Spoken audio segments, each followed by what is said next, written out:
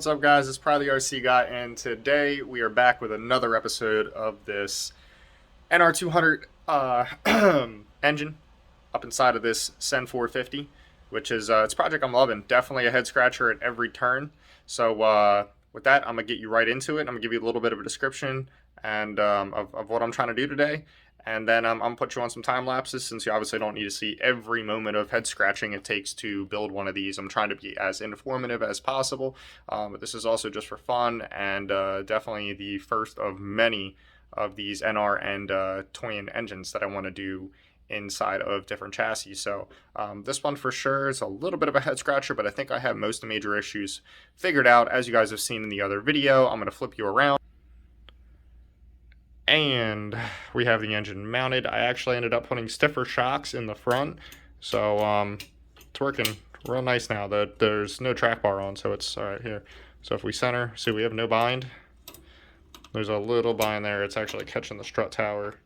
Just depends on how you have it sitting. I am switching to a 4-link setup with an axle mounted servo that I'm having 3D printed custom, which will fix the steering issue. However, the issue I'm having now is the 4-link rod will go here. However, I really need to trim this or alleviate this to fit the Revo 3.3 transmission that I'm planning on using. Now, that is not an original idea. Again, Steve at Tanks and Trucks 24/7, he is the one that gave me that awesome idea.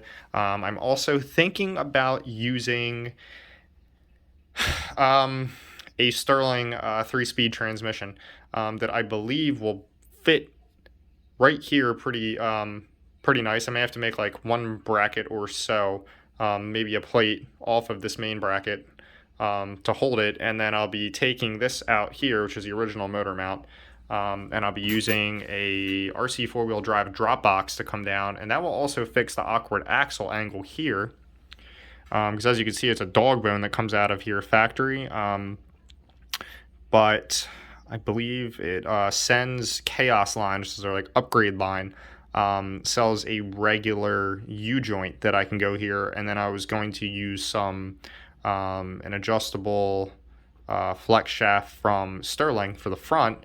Then for the rear, this ridiculously long 2-piece axle, which has a dog bone, which obviously we will not be using. One option would be making a spacer to drop down the carrier, cutting off the dog bone, smoothing aside, and then being able to put a grub screw in.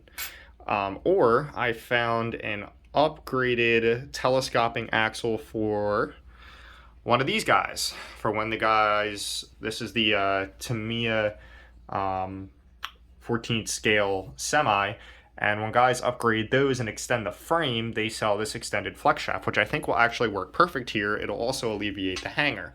If that doesn't work, I then actually found an aftermarket billet hanger, which has a 5mm output shaft on either side that you can use a grub screw, in which I can probably do 2 telescoping axles between the 2. Drive shafts, excuse me. So that's my plan there. As far as for all the electronics and radiator, we just slid the battery box back here. It actually bolts right in the factory location. I moved back one of these trays, which is firmly bolted in place, and then the tray that was all the way up front holding the electronics here is actually going to fit quite nicely right here. At least on that side, you can see that hole lines up there. This one, the hole lines up, it's just far down there. So again, I can just make a spacer with some of my spacer stock, and now I have an entire platform to mount my electronics and also my radiator, which will be going right about here, and I'll be cutting a hole in the back window of the truck for some airflow, and I'll also probably be installing a fan. I could then mount the coolant overflow here and the electronics here. then the servo for the shift linkage, or the servo for the throttle will be mounted right about here.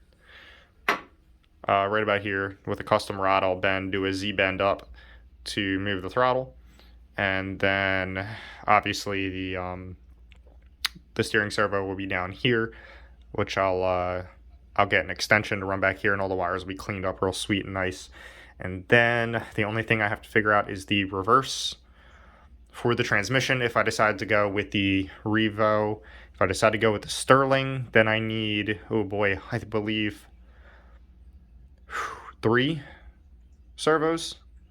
Yeah, because there's a lot. You have first and second on one, reverse and third on the other, and then you also have brake, because I don't think I'm going to be able to make this servo work with the brake and the throttle. It's possible. We'll see what I can do with linkages, but so far that is the basic idea. So with that, we're going to get right on to tonight's project, which is getting this bad boy all plumbed up with the radiator. Oh, and the fuel tank. Fuel tank's going to go back here as well. Okay, so let's...